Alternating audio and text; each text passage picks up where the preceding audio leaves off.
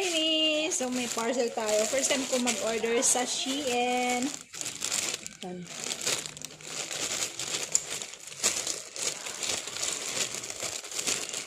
Wow! Tingnan natin. Sa dalawa. Charang.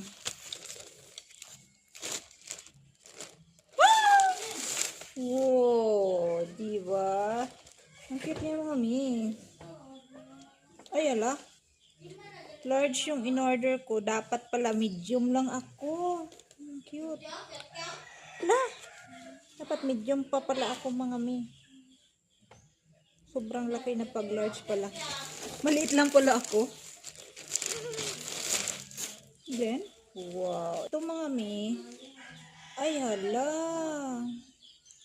Dapat pala sa akin, medium size mga mi. So, isusuot ko ito mga mi. Tingnan natin. Ayan siya mga mi. Ayan. So, dapat pala medium size lang mga mi kasi malaki oh. So, tamang-tama lang sa akin yung medium size. Ano na kasi to? Large na kasi to. Pero, ang cute niya. Diba? Medium size lang pala ako mga mi. Oh, diba ang sexy niya sana. Ayan siya. Maganda siya. So, yung isa, try natin. Ito yung isa mga mi. Ang laki! So, next time, at least alam ko na, no, na medium size lang ako mga mi. Akala ko kasi mga mi, malaki na ako.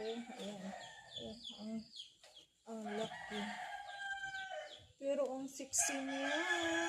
Ang ganda niya as in. Ang ganda ng tela.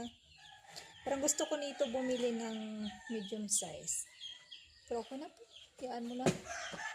Yan. Diba? Thank you!